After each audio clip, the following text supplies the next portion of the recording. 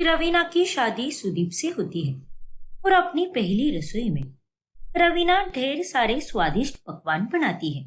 अरे वाह! इन सारे पकवानों को देखकर तो मुझसे रहा ही नहीं जा रहा। अब मैं तो बस इन पर टूट पड़ूंगा। ज्यादा उत्साहित होने की कोई जरूरत नहीं है। आपको मैं इतना तला भुना खाना खाने ही नहीं दूंगी। चुपचाप दो निवाले खाइए और अपने कमरे में जाकर सो जाइए। अरे मनोरमा, कम से कम आज के दिन तो मुझे बख्श दो ना। आज बहू ने पहली बार खाना बनाया है। हाँ माँ, रहने दो ना। आज के दिन तो चलता है। अरे अब बातें बंद भी कीजिए और खाना खाइए, वरना ये ठंडा हो जाएगा। फिर वो तीनों खाना खाते हैं और पहले निवाले को खाकर ही उन तीनों के कानों से धुआं और आंखों से आंसू निकल जाते हैं।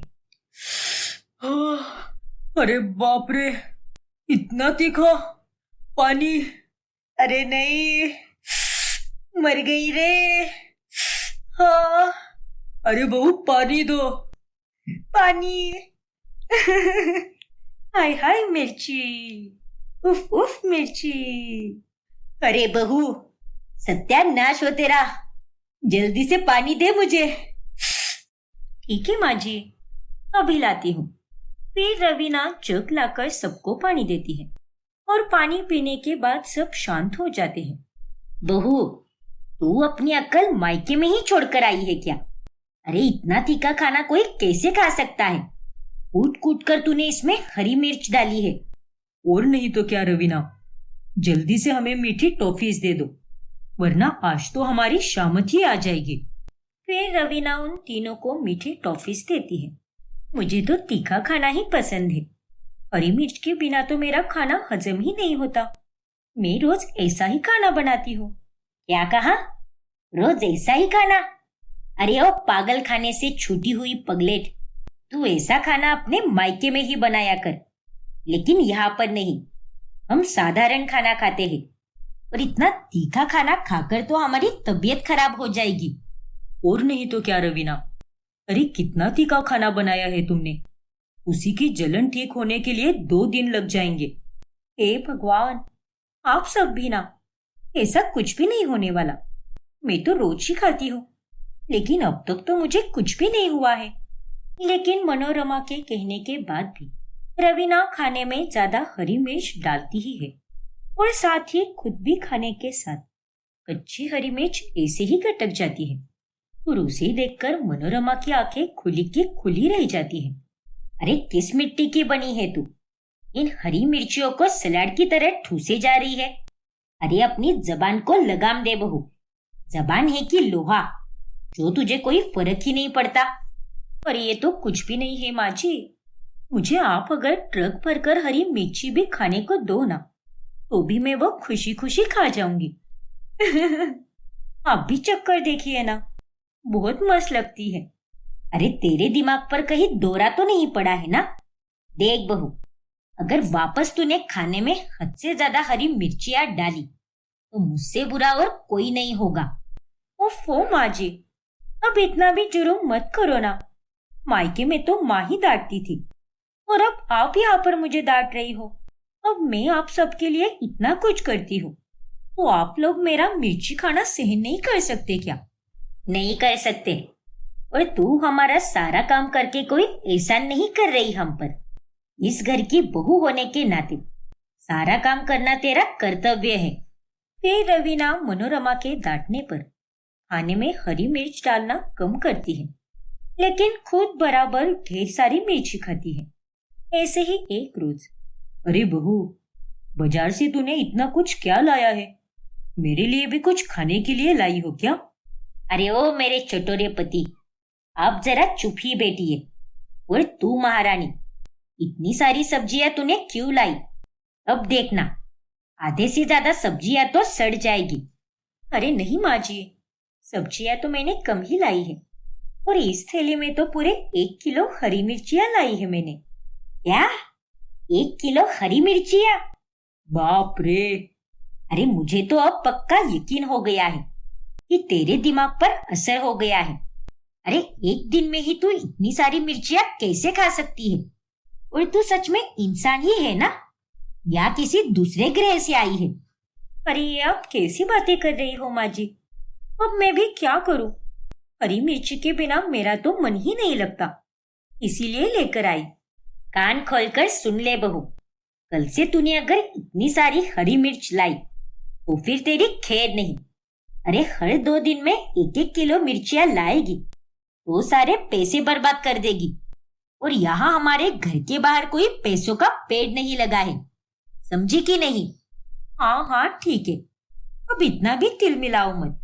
इस उम्र में इतना चिल्लाना सही बात नहीं है। हाँ तो तेरा भी इतना मिर्ची खाना सही नहीं है। लेकिन रवीना मनोरमा की बातों को अनसुना कर देती है। फिर रात में जब सुदीप मूवी देख रहा होता है तभी, यार कुछ मीठा खाने का मन कर रहा है। अरे वाह, ये बिस्किट का डब्बा यहाँ पर किसने रखा?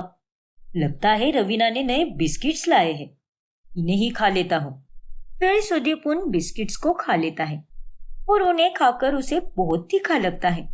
अरे नहीं, पानी। सुदीप पानी पीकर शांत हो जाता है और उतने में वहां पर रवीना आती है। ओफो सुदीप, तुम भी ना, तुम्हें देखकर खाना चाहिए था ना। तुम पागल हो गई हो क्या? बिस्किट्स हमेशा मीठे ही होते हैं, लेकिन पता नहीं तुमने ये तीखे बिस्किट्स कहाँ से लाए, और इसे भला कौन खा सकता है? ऐसे कैसे? मैं खाती हूँ इन्हें क्योंकि मुझे ये बहुत पसंद है। अब आइंदा से मेरे बिस्किट्स को मत खाना, बेवकूफ आदमी। वाह, उल्टा चोर कोतवाल को डांटे। ऐसी अतरंगी बीवी मेरे ही नसीब में लिखी थी क्या?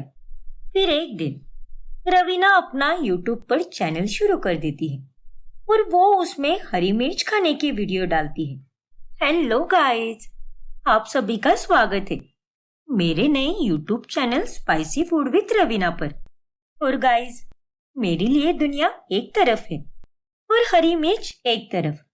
मैं हर एक खाने के आइटम के साथ हरी मिर्च खा सकती हूँ। और आज मैं आप सबको ये 3 प्लेट हरी मिर्च वाली पानी पूरी 1 मिनट के अंदर खाकर दिखाऊंगी। तो शुरू करते हैं। यह सब देखकर रवीना के ससुराल वाले अपना सर पकड़ लेते हैं। अरे माँ जी, हरी मिर्च तो मैं खा रही हूं ना, तो आप अपना सर क्यों पकड़ रही हो? देखना, कुछ ही दिनों बाद वीडियोस लाखों लोग देखेंगे और उसके बाद मुझे ढेर सारे पैसे भी मिलेंगे। आप कहती हो कि हरी मिर्च खाना गलत है, लेकिन मैं तो इसे फायदे में बदल कर रहूंगी। फिर एक रोज मनोरमा फ्रिज में से पानी निकाल कर पीती है, लेकिन वो पानी पीकर उसे बहुत तीखा लगता है। ये क्या पी लिया मैंने? हाय राम! वनराज जी मुझे चीनी दीजिए जल्दी से। लेकिन मनोरमा, ये सादा पानी पीकर भी तुम ताता तैया कर रही हो। अरे चुप बैठी है। फिर मनोरमा चीनी खाती है और तब जाकर उसकी जलती हुई जुबान को आराम मिलता है। और उतने में वहां पर रवीना आती है। लगता है माँ जी ने तीखा पानी पी लिया, वो पानी जिसमें मैंने मिर्च डालकर रखी थी ताकि उसमें भर भर कर तीखापन आए, और फिर उसमें से मैंने वो मिर्चियां निकाल दी थी। अरे नालायक लड़की, तुझे इतनी सारी करामती करने के लिए कौन कहता है? मैं कुछ भी कर सकती हूँ माँ जी, लेकिन आपने वो पानी पिया ही क्यों? अरे बहू, ये सारी बोतलों में पानी एक जैसा ही तो लग रहा है, और इस तीखे पानी को देखकर तो ऐसा लग रहा है कि ये भी एक साधारण पानी है। अब मनोरमा को कोई सपना थोड़ी ना आया था। और ये तुम आजकल क्या करती रहती हो? बार बार इसे कहती हूँ कि मिर्ची खाना बंद कर दे, लेकिन नहीं, ये निर्लज्ज लड़की मेरी कभी बात नहीं मानेगी। अरे माँ जी। अरे क्या माँ जी, बस बहुत हो गया तेरा। अब तो मैं सारे सब्जी वालों को धमकाने वाली हूँ कि तुझे कोई मिर्ची ना दे। क्या? फिर मनोरमा जाकर गली के सारे सब्जी वालों को कह देती है कि वो लोग रवीना को हरी मिर्ची ना दे। लेकिन उसके बाद 2 दिन बीत जाने पर रवीना फिर से एक सब्जी वाले के पास जाती है। चलो भैया, अब ज्यादा भाव मत खाओ और चुपचाप मुझे 1.5 किलो हरी मिर्ची दे दो। ना बाबा ना। अरे दीदी, हमका बॉक्स दियो। वो आपकी सास कोनो हिटलर से कम नहीं है।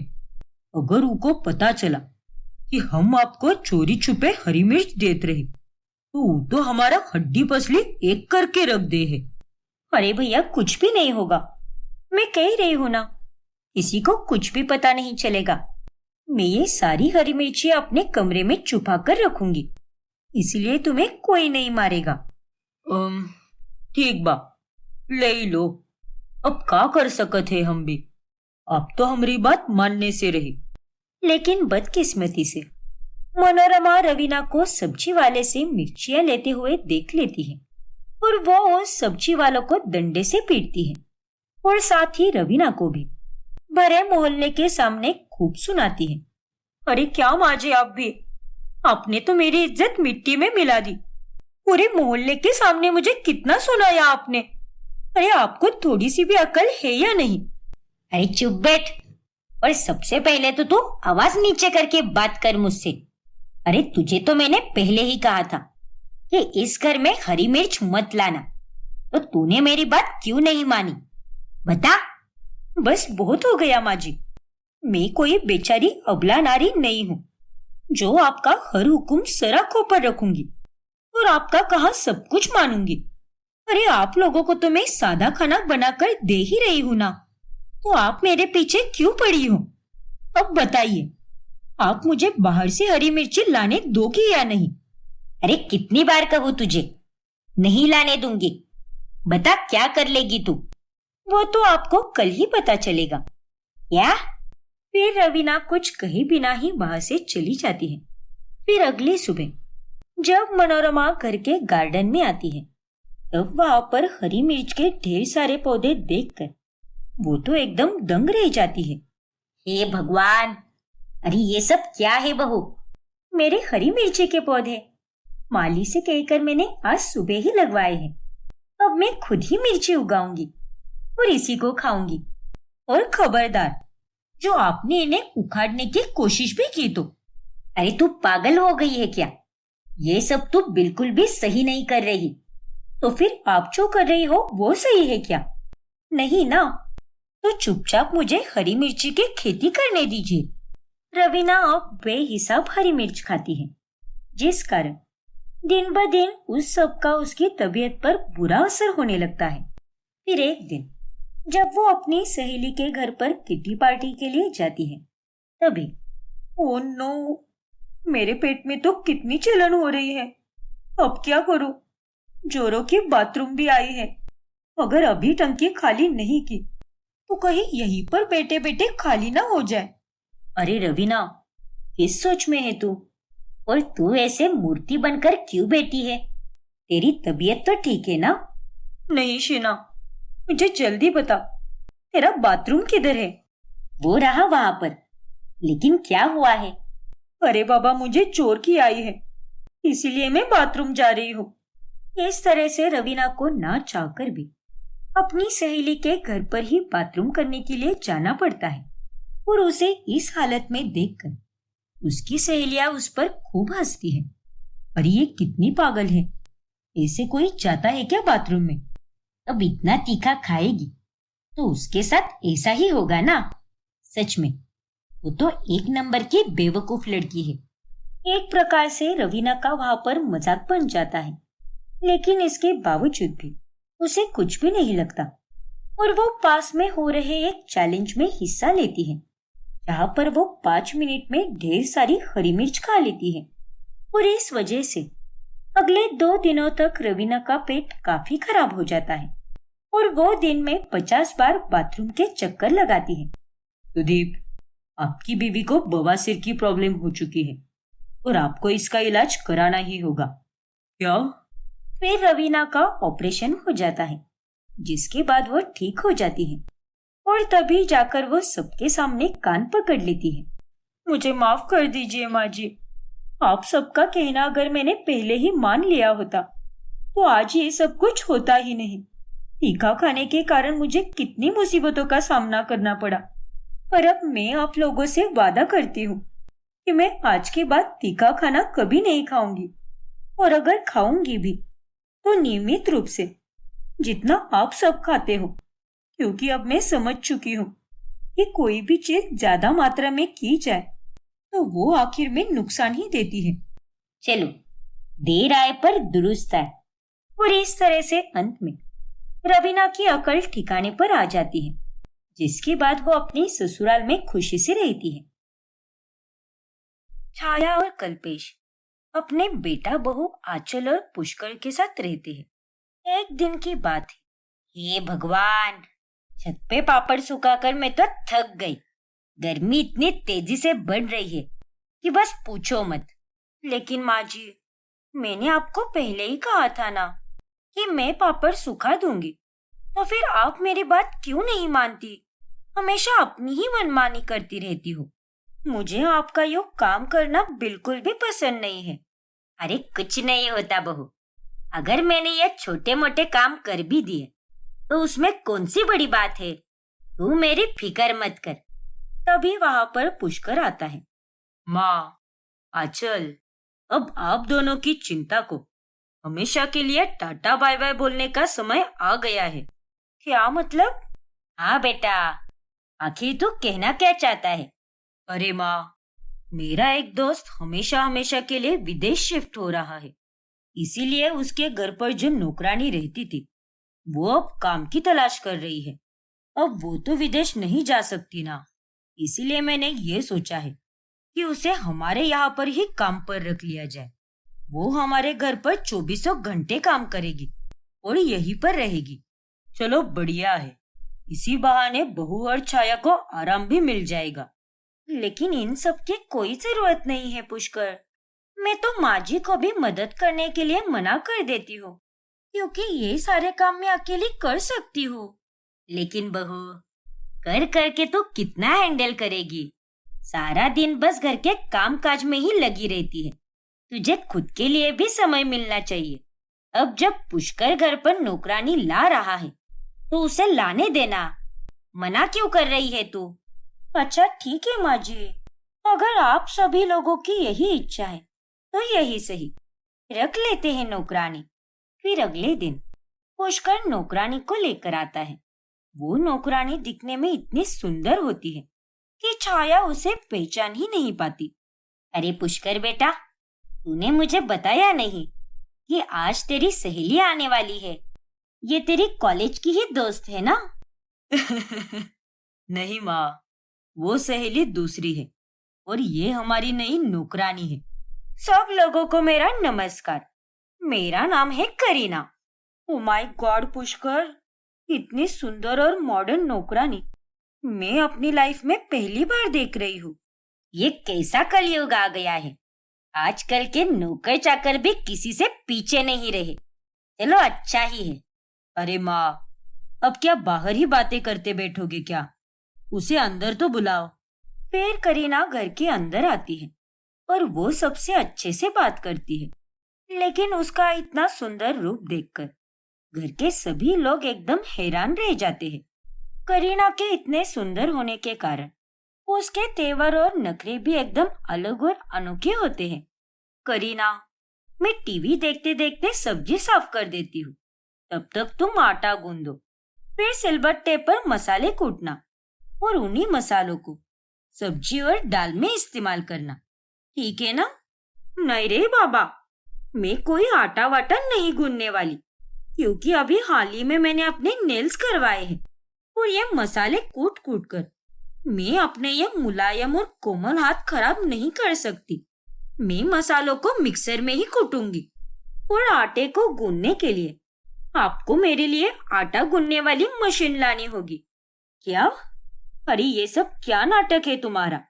अब नौकरानी हो तो तुम्हें ये सारे काम आने ही चाहिए। हाँ तो मैंने कब कहा कि मेरे को कोई काम नहीं आता? मेरे को सब आता है, पर मैं अपनी खूबसूरती को डैमेज नहीं कर सकती बाबा। मेरी सुंदरता मेरे लिए बहुत ही मायने रखती है। अच्छा, तो तुझे आटा गूंदने की मशीन चाहिए, यही चाहती है ना तू? हाँ, एकदम बरोबर। और इतना ही नहीं, dish washer, vacuum cleaner, Spain mop और बाकी के 2-3 सामान, ये सभी चीजें मंगवा दो। और हाँ, अगर ज्यादा पैसे हो ना तो रसोई में एसी भी लगवा देना। वो क्या है ना, गर्मी ने हाहाकार मचाया हुआ है। ऐसे में मेरी नाजुक और मुलायम स्किन पसीने से खराब हो सकती है ना। That's why. हे भगवान, अरे तू नौकरानी है या कोई हीरोइन? अरे इतने नखरे तो कोई हीरोइन भी नहीं करती जितने तू करती है करीना। हाँ करीना, और हम ये सब नहीं ला पाएंगे, और हमें ये सब लाना ही होता ना तो हम इसे पहले ही ला देते और खुद ही उसका इस्तेमाल करते, और हमें तेरी कोई जरूरत भी नहीं होती। ठीक है फिर, मैं निकलती हूँ। अरे नहीं नहीं करीना, रुक जाओ। और आंचल, तुम भी ना, सच में कितना बोलती हो यार। और करीना, तुम्हें जो चाहिए वह सब मिल जाएगा, लेकिन तुम्हें सारा काम ठीक से करना होगा। कोई आनाकानी नहीं चाहिए। ठीक है साहब, मैं आपको शिकायत का कोई मौका नहीं दूंगी, देख लेना आप। लेकिन पुष्कर, तुम्हारा दिमाग खराब हो गया है क्या? अरे इतना सारा खर्चा करने की क्या जरूरत है? हाँ बेटा, अरे इससे बेहतर तो हम कोई दूसरी नौकरानी देख लेते हैं। अरे नहीं माँ, करीना जैसी नौकरानी हमें कहीं भी नहीं मिलेगी। हाँ मैं मानता हूँ कि इसके नखरे थोड़े ज्यादा है, लेकिन ये काम भी उतना ही अच्छा करती है। इसीलिए हमें पैसों के बारे में इतना नहीं सोचना चाहिए। और मैं तो बस यही चाहता हूँ कि आप और आंचल दोनों आराम करें। अच्छा जी, बड़े पैसे आ गए हैं तुम्हारे पास पुष्कर। जब मैं तुम्हें कूलर लेने के लिए कह रही थी तब तुम्हारे जेब में कोई पैसे नहीं थे।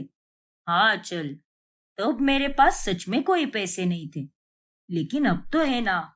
अब तुम्हें जो चाहिए वो बोलो, मैं तुम्हें ला कर दूंगा, क्योंकि अभी मेरी फाइनेंशियल कंडीशन भी अच्छी है। फिर पुष्कर करीना के अनुसार घर के लिए सारी चीजें मंगवाता है और उन्हीं मशीनों का इस्तेमाल करके करीना अपने काम आसानी से करती है।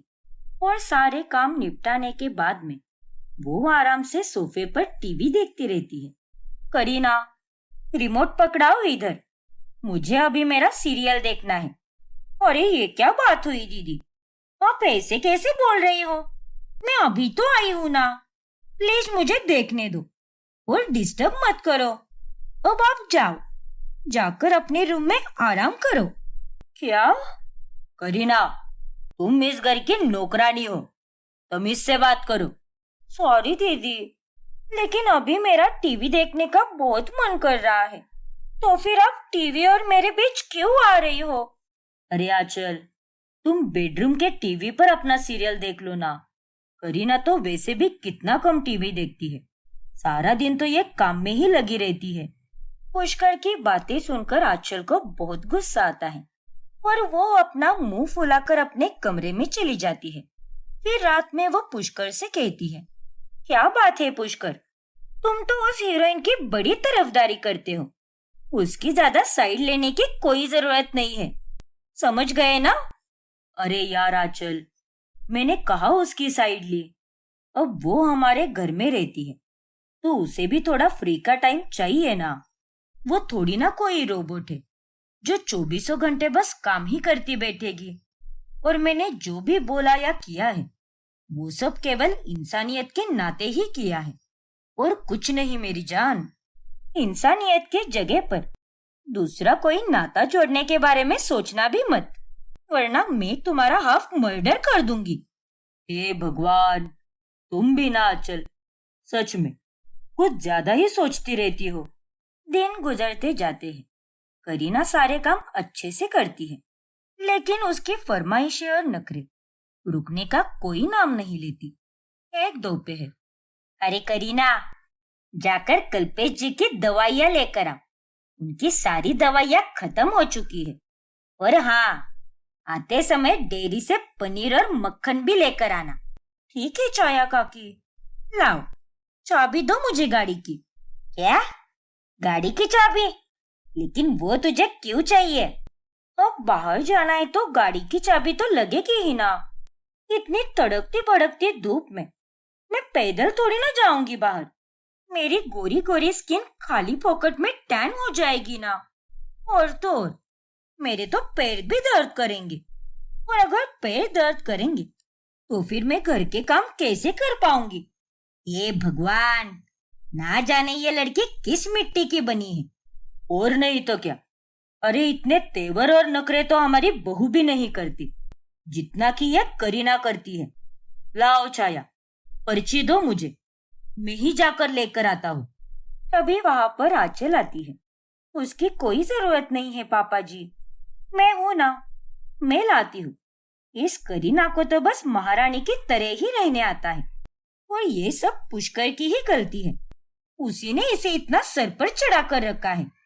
फिर एक दोपहर जब आंचल और छाया दोनों बाहर गए होते हैं, तभी घर में कल्पेश सो रहा होता है और अचानक से उसकी आंख खुल जाती है। और जब वो अपने कमरे के बाहर आता है, तब उसे पुष्कर के कमरे में से उसकी और करीना की हंसने की आवाजें आने लगती है। हाँ बेबी, मैं तुम्हारे साथ और तुम्हारे पास रहकर बहुत खुश हूँ। किसी को पता ही नहीं चला कि हम दोनों गर्लफ्रेंड बॉयफ्रेंड है। और मैं यही चाहती थी कि मैं हर वक्त बस तुम्हारे ही साथ रहूं और मुझे तुमसे कोई शादी नहीं करनी। बस ऐसे ही तुम्हारे पास रहकर खुश रहना है। हाँ करीना माय लव, मैं भी बहुत खुश हूँ। बस तुम्हें इतना काम करते हुए देखकर मुझे बहुत दुख होता है। लेकिन नौकरानी बनना तो तुम्हारी ही चॉइस थी। क्या तुम भी पुष्कर? तुमने तो मुझे एक हाईफाई नौकरानी बनाकर रखा है। थोड़ी ना मैं कोई खून पसीना बहा रही हूँ। उन दोनों की बातें सुनकर कल्पेश सब समझ जाता है कि उनके बीच में क्या चल रहा है और वो गुस्से में उनके कमरे में जाकर उन दोनों की खूब पिटाई करता है। अरे नालायक लड़के, हमने तुझे ये संस्कार दिए हैं क्या? क्या कर दिया तूने ये सब? शादीशुदा होने के बावजूद भी तू अपनी गर्लफ्रेंड को अपने घर पर लेकर आया है। छी, लानत है तुझ पर पुष्कर। माफ कर दो पापा, प्लीज मुझे माफ कर दो। अंकल जी, इसमें पुष्कर की कोई गलती नहीं है, क्योंकि ये सब करने के लिए मैंने ही इसे बोला था ताकि हम दोनों एक साथ रह सके, एक ही छत के नीचे। चुप रहो तुम करीना। अरे तुम दोनों ने सबकी भावनाओं को ठेस पहुंचाई है। और पुष्कर तू, अगर तेरी बीवी और माँ को ये सब पता चलेगा तब वो दोनों कितनी टूट जाएगी, इसका कोई अंदाजा भी है क्या तुझे? बेशरम कहीं के। पापा, सॉरी पापा, पर आप प्लीज उन दोनों को ये सब मत बताना। प्लीज पापा, मैं आपके सामने हाथ जोड़ता हूँ। बस पुष्कर, ये सब नाटक मत कर। अब तुझे चुनना होगा, परिवार या गर्लफ्रेंड। अगर तुझे इस करीना के साथ रहना है तो अपने परिवार को भूलना होगा, और अगर हमारे साथ रहना है तो इस करीना को भूलना होगा। बता जल्दी। कल्पेश की बातें सुनकर पुष्कर सोच में पड़ जाता है। पापा, मैं अपने परिवार के साथ ही रहूंगा पापा। और करीना, मैं तुम्हारे साथ नहीं रह सकता। क्या? तुम ऐसा नहीं कर सकते पुष्कर। मेरा क्या होगा फिर? मैं तुम्हारे बिना कैसे रह पाऊंगी? रह पाओगी करीना। एक ना एक दिन तो हमारा ये सच सबके सामने आने ही वाला था। सच को कितना भी छुपा लो, एक ना एक दिन सबके सामने आकर ही रहता है। पर हम जो भी कर रहे हैं वो बहुत गलत है करीना। करीना पुष्कर की बात समझ जाती है, इसीलिए वो उसे छोड़कर चली जाती है।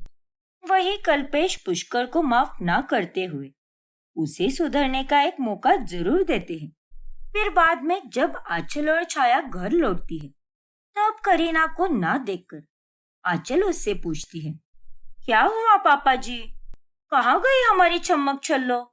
अरे बहू, उसके गांव में किसी की मौत हो गई है, इसीलिए उसे जल्दबाजी में जाना पड़ा। हाँ चल, अब वो सब छोड़ो ना, हम तुम दोनों के लिए कोई और नौकरानी देखेंगे। हाँ चलो, अच्छा है, बला टली। फिर उस दिन के बाद से पुष्कर अपनी बीवी के साथ शांति से रहने लगता है और वो करीना को भी भूल जाता है। वरुण अपनी बीवी आरुषि और माँ कल्याणी के साथ रहता है। वैसे तो उसके और आरुषि की शादी को अब पूरे 6 महीने हो चुके थे, लेकिन उसके बावजूद भी उसका ऑफिस की कलीग बेबो के साथ अफेयर चल रहा होता है। ना तो आरुषि को इस बात की कोई खबर थी कि उसके पति का कहीं पर चक्कर चल रहा है, और ना ही बेबो के इस बात की खबर थी कि वरुण एक शादीशुदा आदमी है। जान, I love you so much. तुमसे मिलना मेरे दिन का सबसे फेवरेट पार्ट है।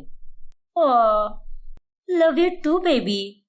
अच्छा सुनो, 2 महीनों बाद मेरा बर्थडे आ रहा है। मुझे कोई अच्छा वाला सरप्राइज देना, ओके? मैं उसका इंतजार करूंगी। अरे मेरी जान, तुम्हारा बर्थडे नहीं है, बल्कि साल का सबसे बड़ा त्योहार होगा मेरे लिए। तुम चिंता मत करो, मैं तुम्हें बहुत बड़ा सरप्राइज दूंगा डार्लिंग। ये thank you so much baby. You are most welcome जान। फिर रात होने पर जब वरुण अपने घर जाता है, तभी सोने से पहले उसे बेबो का फोन कॉल आता है और वो बालकनी में जाकर उससे बात करने लगता है। हाँ जान, बोलो ना, क्या हुआ? वरुण बेबी, एक गुड न्यूज है। भैया और भाभी का लास्ट मिनट में प्लान बना है और वो दोनों कहीं घूमने जा रहे हैं और अब घर पर कोई भी नहीं है। तो इस मौके का फायदा उठाओ और आ जाओ मेरे पास। आज तो कुछ तूफानी करते हैं। जान, एक्चुअली वो ना मैं। तभी आरुषि पीछे से आवाज लगाती है, वरुण, तुम्हारी कॉफी तैयार है। ये लड़की की आवाज। कौन है बेबी वहां पर?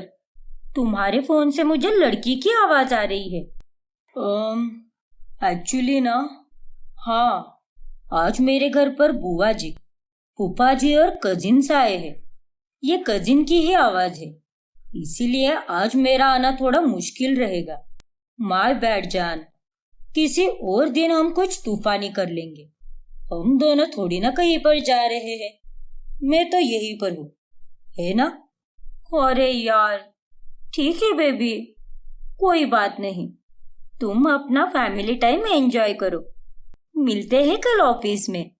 कल मैं तुम्हारी पसंद की वो हॉट ड्रेस पहनने वाली हूँ। अरे यार, फिर तो कल मैं पूरा दिन काम में ध्यान ही नहीं लगा पाऊंगा, क्योंकि मेरा पूरा का पूरा ध्यान तो सिर्फ तुम पर ही रहेगा। ओ कम ऑन बेबी, तुम भी ना। अच्छा चलो, bye, good night. Good night जान। फिर वरुण रूम में आ जाता है। तभी आरुषि उसे पूछती है, ये तुम जान किसे कह रहे थे वरुण? आखिर माजरा क्या है? अरे कुछ भी तो नहीं। वो ना आरुषि, वरुण के पसीने छूटने लगते हैं। अरे तुम्हारी गाड़ी कब से वो पर ही अटक रही है, आगे बढ़ेगी भी या नहीं? बताओ वरुण, कौन है वो डायन जिसे तुम जान जान कहकर पुकार रहे थे? अरे आरुषि, मैं ना वो रितेश से बात कर रहा था। वो और उसकी गर्लफ्रेंड लीना, दोनों का झगड़ा हुआ है बड़ा वाला, इसीलिए उसे समझा रहा था कि वो उसे जान कहकर पुकारा करे, उसे घूमने ले जाया करे, उसकी केयर किया करे, यही सब बोल रहा था। अब तो मैं शादीशुदा हो चुका हूँ और तुम्हारे अलावा मैं किसी और पर नजर डाल भी कैसे सकता हूँ? मेरी इतनी सुंदर बीवी जो है। चलो चलो, अब ज्यादा मक्खन मारने की कोई जरूरत नहीं है। जो सलाह अपने दोस्त को देते हो वो जरा खुद की लाइफ में भी इस्तेमाल किया करो। मुझे तो कहीं पर लेकर भी नहीं जाते और ना ही मेरी केयर करते हो, और बाकी लोगों को सलाह मशवरे दिए जा रहे हो। अरे आरुषि मेरी जान, तुम भी ना गुस्से में एकदम क्यूट लगती हो। चलो आओ, गले लगो मेरे। फिर वरुण आरुषि के गले लगता है और उसे प्यार देकर उसके मन में आए शक को दूर करता है। फिर एक दिन जब आरुषि और कल्याणी दोनों मॉल में शॉपिंग कर रहे होते हैं, तभी उस मॉल में वरुण और बेबो भी आए होते हैं। बेबो वहां पर अपनी कजिन की शादी के लिए लहंगा और गहने ले रही होती है। बेबी, ये वाला लहंगा कैसा लग रहा है मुझ पर? वाह मेरी जान, तुम तो इसमें एकदम अंगार लग रही हो। हाउ स्वीट, फिर तो मैं यही वाला लहंगा लूंगी। तभी वरुण वहां पर मॉल में अपनी माँ और बीवी आरुषि को देख लेता है और बहुत डर जाता है। ओह नो, माँ और आरुषि, वो भी यहाँ पर। अब मैं क्या करूं? अगर इन्होंने मुझे बेबो के साथ देख लिया तो यहीं पर मेरी चप्पल से धुलाई होगी। नहीं नहीं, कुछ तो करना ही होगा मुझे। तभी वरुण फटाफट से साइड में रखे हुए मैनिक्विन की साड़ी और उसका विग उतारकर पहन लेता है और उसे उस साड़ी में देखकर बेबो और बाकी के मॉल वाले काफी ज्यादा हैरान रह जाते हैं। अरे साहब, ये आप क्या कर रहे हो? वरुण, ये सब क्या है? तुमने ये साड़ी और विग क्यों पहन लिया है? देखो, सब तुम पर हंस रहे हैं। निकालो इसे। चुप रहो जान, प्लीज चुप हो जाओ। तभी कल्याणी और आरुषि उसी शॉप में आकर साड़ियाँ और लहंगा देखने लगती है। देखना आरुषि बहू, ये वाली बनारसी साड़ी कितनी सुंदर है कि नहीं? अरे ओ नालायक, मैं तुझसे बात कर रही हूँ, तेरा ध्यान कहाँ पर है? अरे माँ जी, मुझे यहाँ पर वरुण के परफ्यूम की महक आ रही है। कहीं वो तो यहाँ पर नहीं है ना? लेकिन मुझे यहाँ पर तो कोई भी नहीं दिख रहा, तो फिर ये महक कहाँ से आ रही है? अरे पागल औरत, कैसी बात कर रही है तू? वो यहाँ पर कैसे आ सकता है? और वही परफ्यूम लगाने वाला, वो थोड़ी ना कोई इकलौता इंसान है। क्या तू भी पढ़ी लिखी होकर भी अक्ल तो सारी घुटनों में ही रहती है तेरी। हाँ, वो भी है, शायद कोई और होगा। फिर आरुषि और कल्याणी वहां से चली जाती है और उनके जाने के बाद बेबो वरुण से कहती है, बेबी, तुम क्या पागल हो गए हो क्या? ये सब तुमने क्यों किया? और तुम क्यों चुप रहे थे ऐसे? अरे जान, अभी यहाँ पर मेरी माँ की सहेली आई थी और अगर वो मुझे तुम्हारे साथ देख लेती तो वह तुरंत माँ को बता देती और उसके बाद तो माँ कुछ भी सोचती तुम्हारे बारे में। अच्छा, ऐसी बात है क्या? सॉरी बेबी, मुझे पता नहीं था ना। कोई बात नहीं जान, चलो अब हम तुम्हारी फेवरेट आइसक्रीम खाते हैं, वो भी तुम्हारे फेवरेट आइसक्रीम पार्लर से। ओके बेबी, चलो। आज तुम्हें बाल बाल बच गया, वरना मेरी तो शामत ही आ जाती। फिर एक दिन जब बेबो के घर पर कोई भी नहीं होता, तभी वरुण उसके घर पर चला जाता है और वो दोनों रोमांटिक टाइम स्पेंड करते हैं। लेकिन जब वो निकल रहा होता है, तभी वो उस बिल्डिंग में आरुषि को देख लेता है, जो अपनी सहेली तनु के घर आई होती है। ओ तेरी, ये क्या? आरुषि यहाँ पर? अब मैं क्या करूं? भगवान जी, हर बार आप मुझे ऐसी मुसीबत में क्यों फंसा देते हो जहां पर मुझे अपनी ही बीवी के साथ लुका छुपी खेलनी पड़ती है। फिर वरुण अपने मुंह पर मास्क लगाता है और वहां से भागने लगता है और उसे भागते हुए देखकर उसके पीछे एक कुत्ता लग जाता है। ओ तेरी, आज तो मेरी बुरी तरह लग गए रे। वरुण को ऐसे मास्क लगाकर भागते हुए देखकर वहां का वॉचमैन वरुण को चोर समझ लेता है और वो उसे रोक लेता है। तेरी तो, बड़ा आया चोरी करने, आज तो तेरा पिछवाड़ा सुझा कर ही रहूंगा मैं। बता जल्दी, कहाँ से चोरी करके आया है तू? फिर वरुण अपना मास्क निकाल देता है। अबे, मैं कोई चोर नहीं हूँ, मैं एक कारपोरेट कंपनी में काम करता हूँ और मैं इस बिल्डिंग में अपनी बहन से मिलने आया था। बेबो नाम है उसका, आप चाहो तो उसे फोन करके पूछ सकते हो। नॉनसेंस कही के किसी को भी पकड़ लेते हो। और मेरे पीछे वो कुत्ता पड़ा था, इसीलिए मैं इसे भाग रहा था। अच्छा, ऐसी बात है क्या? फिर वॉचमैन बेबो को फोन करता है और उसके बाद ही वो वरुण को वहां से छोड़ देता है। फिर एक दिन जब वरुण और आरुषि दोनों मंदिर में साथ गए होते हैं, तभी वरुण को बेबो देख लेती है और उसे दूसरी औरत के साथ देखकर बेबो उसे कॉल करती है, लेकिन वरुण उसके कॉल्स उठाता ही नहीं। ये वरुण मेरा फोन क्यों नहीं उठा रहा है? और आखिर कौन है ये लड़की जो उसके साथ मंदिर आई है? फिर घर जाने के बाद वरुण बेबो का फोन कॉल उठाता है। तभी उसके सवाल को सुनकर उसके पसीने छूट जाते हैं। बताओ बेबी, आखिर कौन थी वो लड़की जो तुम्हारे साथ मंदिर में थी? ओफो जान, तुम भी ना, सच में। अरे वो मेरी भाभी जी थी, मेरी कजन भाई की बीवी। और तुम्हें तो पता है ना, तुम्हारे सिवा मैं किसी और लड़की को आंख उठाकर भी नहीं देखता। अच्छा, तो ये बात है क्या? सॉरी हो बेबी, मैंने खामोखा तुम पर शक किया। वरुण उस दिन तो बाल बाल बच जाता है, लेकिन आखिर कोई कब तक किसी से लुका छुपी खेलता रहेगा।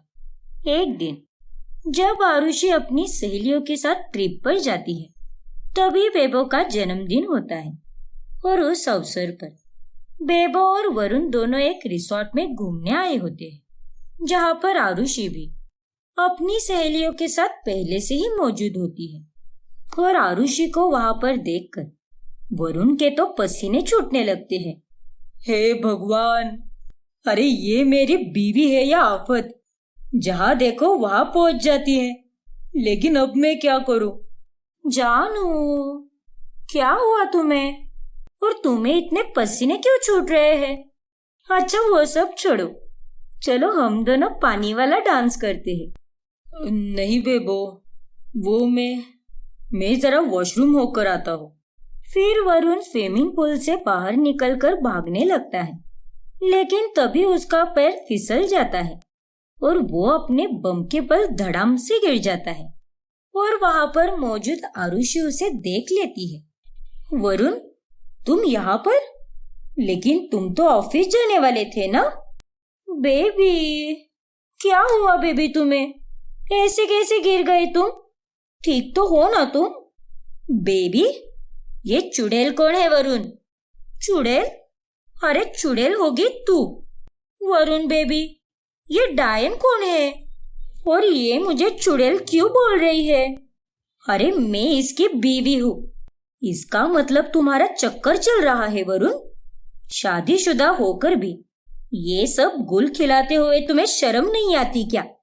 अरे नहीं आरुषि, ऐसी कोई बात नहीं है। ये तो बस मेरी अच्छी दोस्त है जो बस मुझे बेबी बेबी बोलती है। वरुण बेबी, ज्यादा झूठ मत बोलो। तुमने मुझे एक बार भी नहीं कहा कि तुम शादीशुदा हो, और हम दोनों का चक्कर तो कब से चल रहा है। देखो वरुण, अब ज्यादा झूठ बोलने की कोई जरूरत नहीं है। तुम्हारा झूठ अब हम दोनों के भी सामने आ गया है, इसीलिए चुपचाप अपनी गलती मान लो। हाँ आरुषि, मुझे माफ कर दो, मुझे माफ कर दो बेबो। मैंने तुम दोनों को भी धोखे में रखा। इतना बड़ा धोखा वरुण? You cheater! आज तो तुम्हारी खैर नहीं वरुण। तुमने तो मुझे शादी के भी सपने दिखाए थे, नालायक कहीं के। इसका मतलब इसे भी नहीं पता था कि तुम एक शादीशुदा इंसान हो। वाव, आज तो तुम्हारी अच्छे से कुटाई होगी वरुण, क्योंकि तुम्हें एक नहीं बल्कि दो दो औरतों के दिलों के साथ खेला है, उनकी फीलिंग्स के साथ खिलवाड़ किया है। यू आर राइट आरुषि, हम दोनों भी इसे नहीं छोड़ेंगे। फिर बेबो और आरुषि दोनों मिलकर वरुण की खूब पिटाई करते हैं, जिसके बाद बेबो वरुण और उस ऑफिस को छोड़कर चली जाती है। और अब आरुषि 24 घंटे वरुण पर नजर रखे रहती है, और उसके बाद वरुण को कहीं भी और मुंह मारने का मौका ही नहीं मिल पाता।